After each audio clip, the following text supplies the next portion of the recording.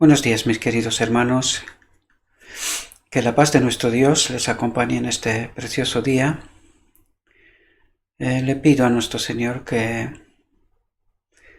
Él envíe su Espíritu, que impresione nuestra mente, que nos ayude a entender el mensaje que Él nos quiere transmitir. Hoy tenemos una reflexión, creo que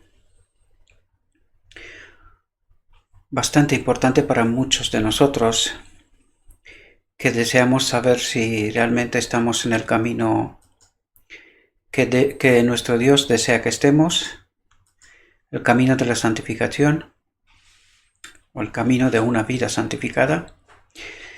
Y ese es el título de la reflexión que hoy vamos a tocar, la vida santificada. Vamos a ver qué es lo que nos quiere transmitir nuestro Dios. Nuestro Salvador reclama todo lo que tenemos. Pide nuestros primeros y más santos pensamientos, nuestros más puros y más intensos afectos. Si en realidad somos participantes de la naturaleza divina, su alabanza estará continuamente en nuestros corazones y en nuestros labios. Nuestra única seguridad es entregar todo lo que somos a Él. Nuestra única seguridad es entregar todo lo que somos a Él. Eso es muy importante comprenderlo, ¿verdad? Y estar constantemente creciendo en la gracia y en el conocimiento de la verdad.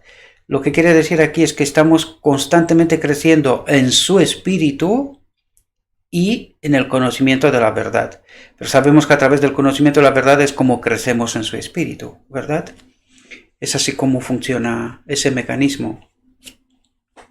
La santificación que presentan las Sagradas Escrituras tiene que ver con el ser entero, el espíritu, el alma y el cuerpo. He aquí el verdadero concepto de una consagración integral, completa. El apóstol San Pablo ruega que la iglesia de Tesalónica disfrute de una gran bendición. Y el Dios de paz os santifique en todo, para que vuestro espíritu y alma y cuerpo sea guardado sin reprensión para la venida de nuestro Señor Jesucristo. Existe en el mundo religioso una teoría sobre la santificación que es falsa en sí misma y peligrosa en su influencia. Y aquí os pediría que estemos atentos para identificar, ¿verdad?, ¿cuál es esa teoría sobre la santificación falsa y peligrosa en sí misma, verdad? En muchos casos, aquellos que profesan poseer la santificación no conocen esa experiencia en forma genuina, ¿verdad? Su santificación consiste en pura charla y en el culto de la voluntad. Y eso es muy interesante entender aquí en el culto de la voluntad, porque la voluntad es necesaria, ¿verdad?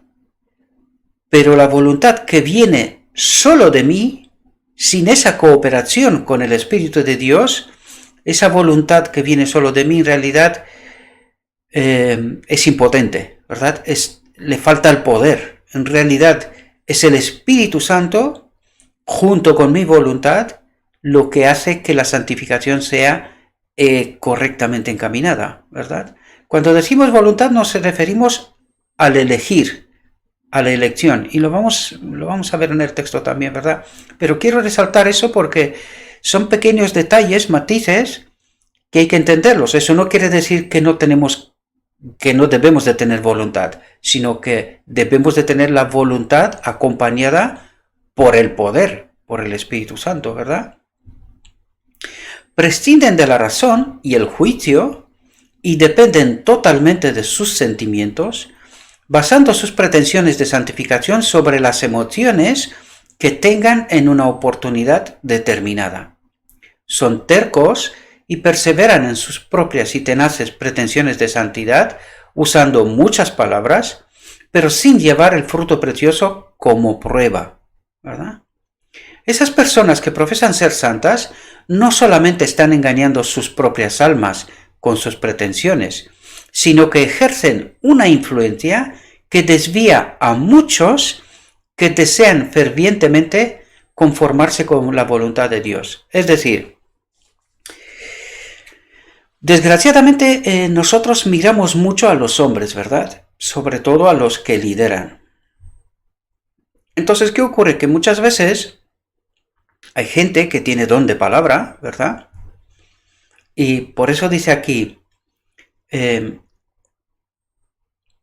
a ver, ¿dónde estaba? Su santificación consiste en pura charla y en el culto de la voluntad.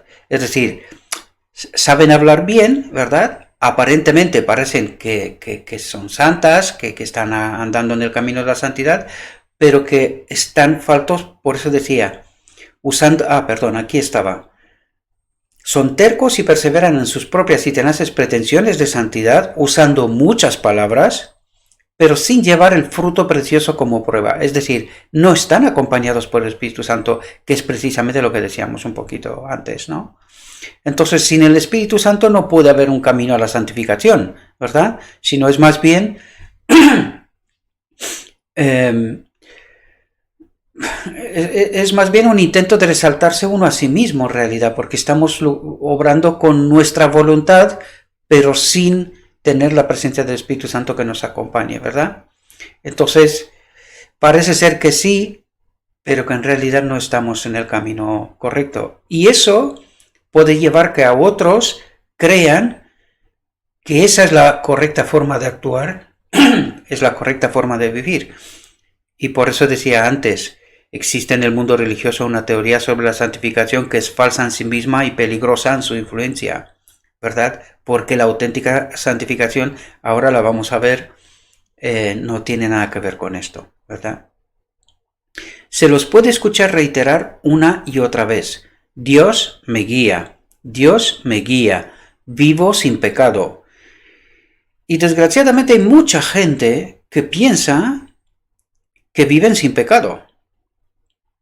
Y cuando alguien está diciendo esto, en realidad no ha entendido el auténtico evangelio. ¿Eso quiere decir que debemos o podemos pecar? No, pero todavía no hemos alcanzado el momento de la impecabilidad. Esto ocurrirá al final del día de la expiación. Por lo tanto, nadie dice vivo sin pecado. El único ser que ha vivido en este planeta sin pecar es Cristo, el Maestro, ¿verdad? Muchos que se relacionan con este espíritu se encuentran con algo oscuro y misterioso que no pueden comprender. Un falso espíritu, ¿verdad? Pero es precisamente aquello lo que difiere totalmente de Cristo, el único modelo verdadero. Es lo que comentamos antes, ¿verdad? Y ahora estemos atentos, porque ahora viene a explicarnos precisamente qué es la santificación, la auténtica santificación, ¿verdad? La santificación es una obra progresiva. Los pasos sucesivos, según se los presentan las palabras de Pedro, son los siguientes. Poniendo toda diligencia por esto mismo, mostrad en vuestra fe virtud, y en la virtud ciencia, y en la ciencia templanza, y en la templanza paciencia, y en la paciencia temor de Dios, y en el temor de Dios amor fraternal, y en el amor fraternal caridad. Por lo cual, hermanos, procurad tanto más hacer firme vuestra vocación y elección, porque haciendo estas cosas no caeréis jamás, porque de esta manera os será abundantemente administrada la entrada en el reino eterno de nuestro Señor y Salvador Jesucristo. He aquí una conducta en virtud de la cual se nos asegura que nunca caeremos. Los que están así trabajando según el plan de la adicción para obtener las gracias de Cristo, el Espíritu de Cristo, ¿verdad?, tienen la seguridad de que Dios obrará según el plan de la multiplicación al concederles los dones de su Espíritu. Por eso dice, según el plan de la multiplicación, porque descubrimos un don y a través de ese don descubrimos otro, y por eso dice el plan de la multiplicación al concederles los dones. porque son varios dones, Corintios 13, ¿no? Los dones de su Espíritu, que es lo que deseamos al fin de cabo, ¿verdad? La presencia del Espíritu en nuestro templo. La santificación no es obra de un momento, una hora o un día. Es un crecimiento continuo en la gracia. No sabemos un día cuán intenso será nuestro conflicto al día siguiente. Satanás vive, es activo, y cada día necesitamos clamar fervorosamente a Dios por ayuda y fortaleza para resistirle. Mientras reine Satanás, tendremos que subyugar el yo. Tendremos asedios que vencer y no habrá punto en que detenerse, donde podamos decir que hemos alcanzado la plena victoria. Por eso decíamos antes, aquel que dice que ya no peca, está engañado y el espíritu que tiene dentro no es el espíritu de Cristo, ¿verdad? Porque aquí nos dice, no habrá un solo día, ¿verdad?, donde podemos decir que hemos alcanzado la plena victoria. Solo el final del día de la expiación. Allí es cuando se unen las dos naturalezas, ¿verdad? La divino-humana. Y es allí donde alcanzaremos la plena victoria, pero no por nosotros, sino por la obra de su Espíritu en nosotros, ¿verdad? La vida cristiana es una marcha constante hacia adelante. Jesús está sentado para refinar y purificar. Fijaos aquí Daniel 8:14, y el templo será purificado. Jesús está sentado para refinar y purificar a sus hijos.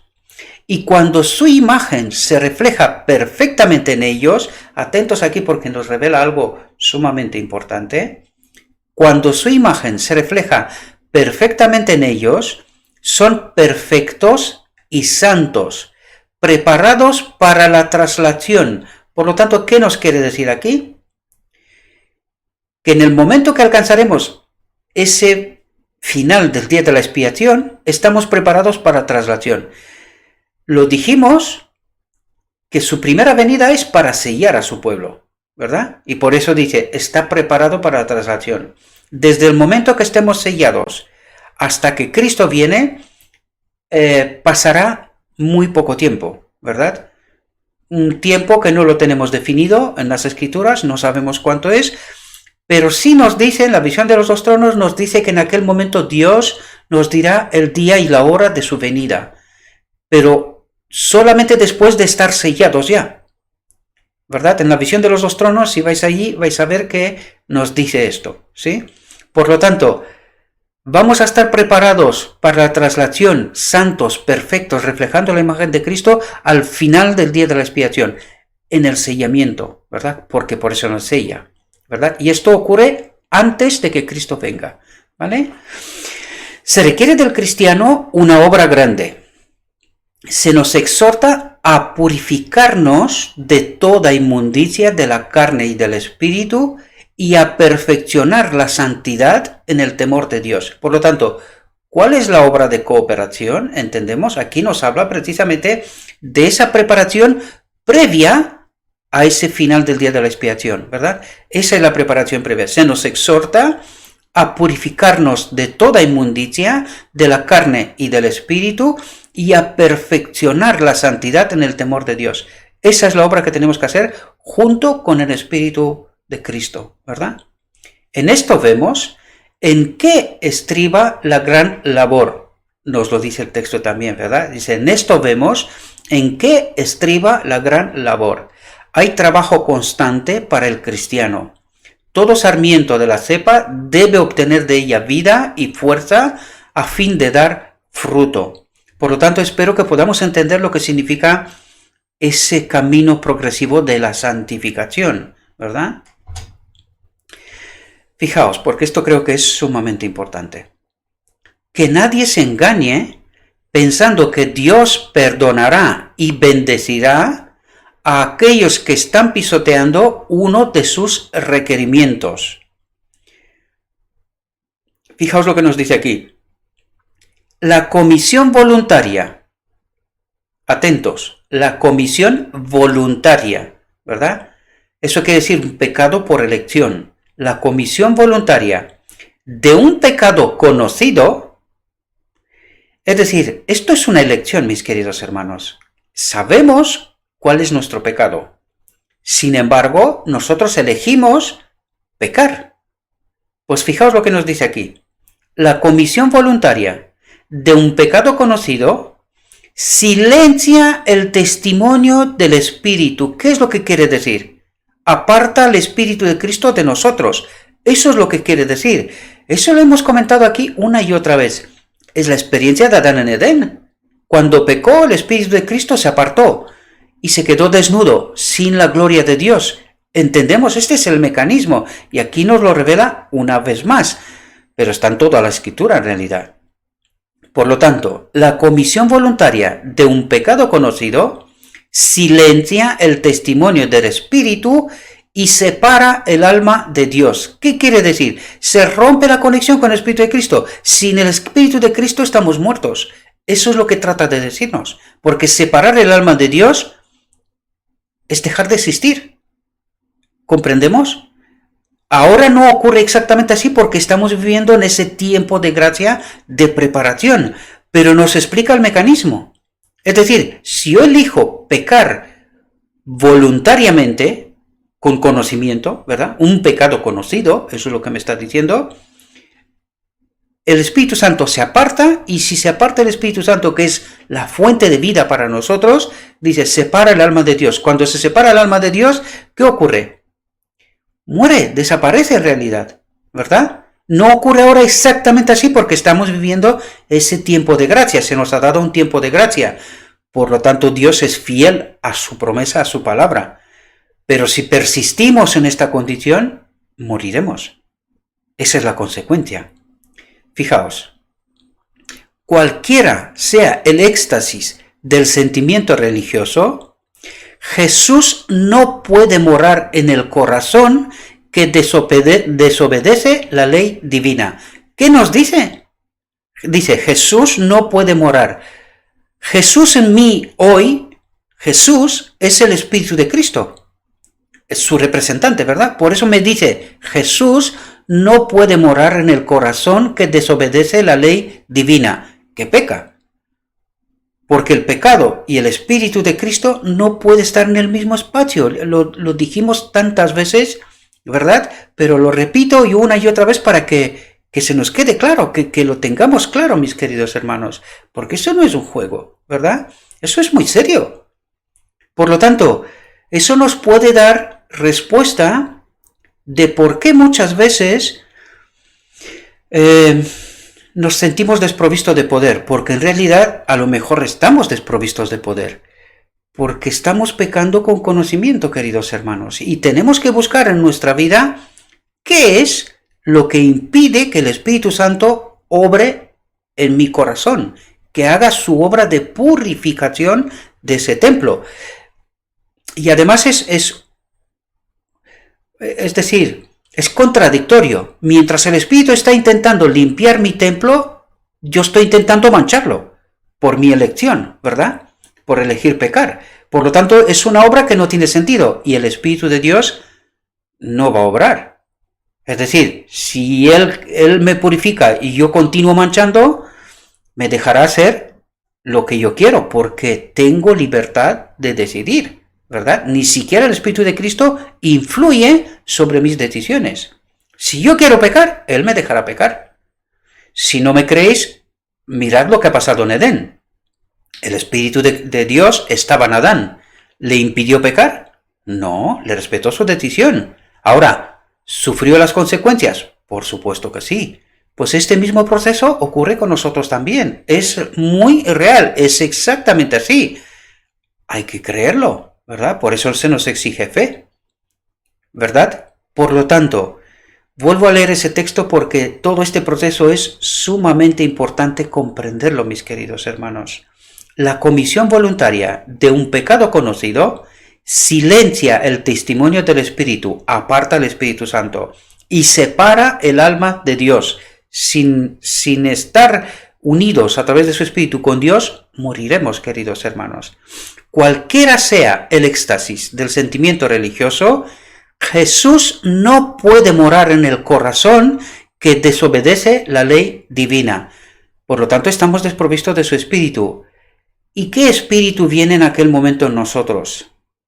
Y cuidado porque es muy engañoso. Simula que es el espíritu de Cristo.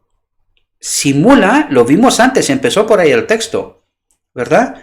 Lo simula como que lo tenemos, pero que es un falso espíritu.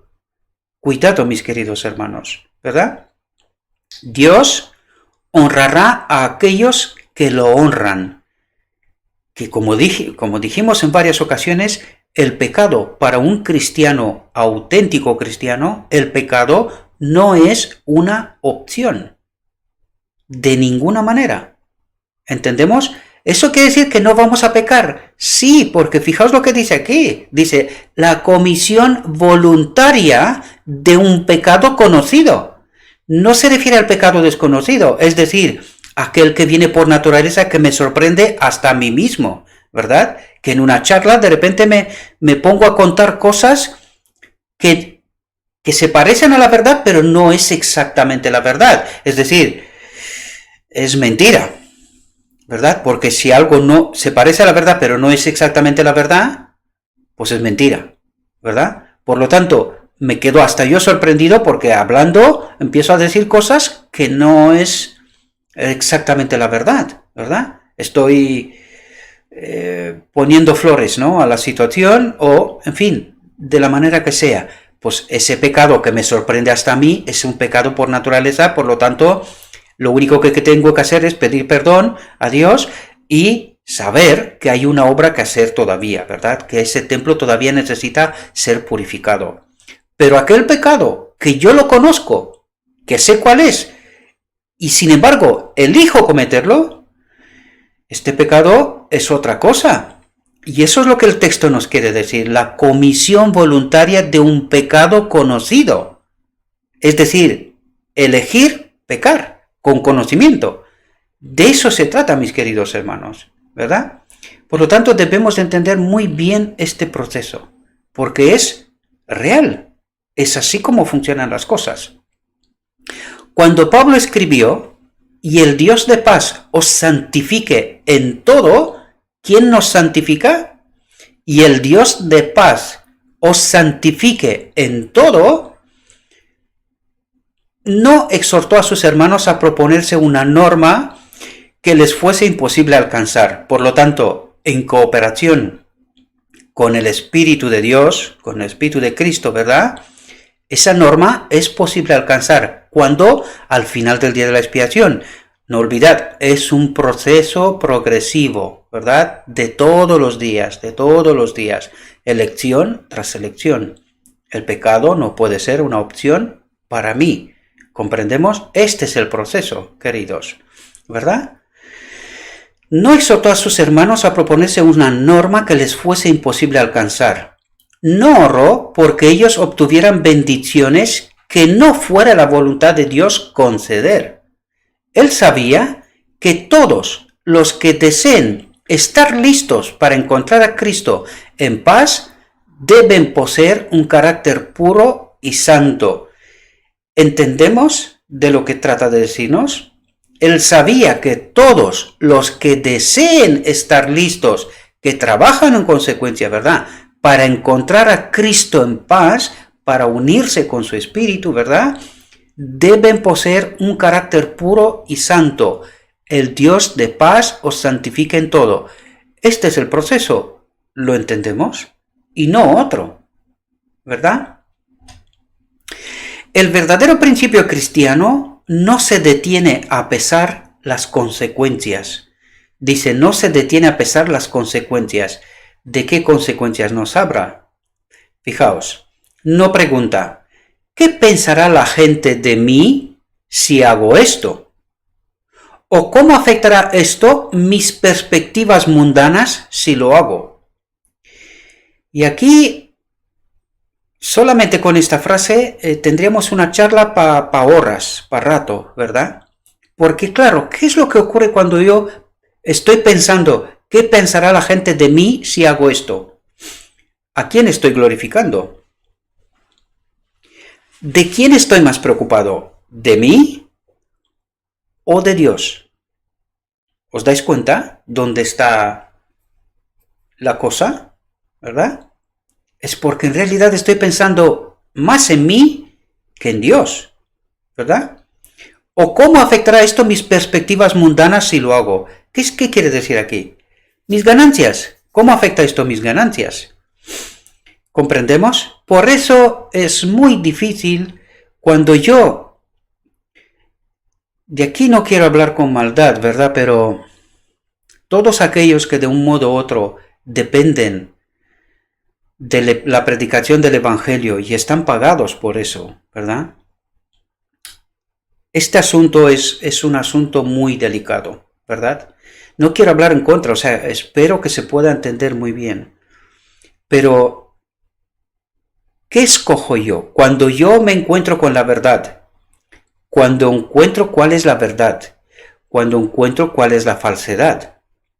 Entonces, si yo dependo de la corporación, ¿me atrevo a decir la verdad y solo la verdad? ¿O estoy intentando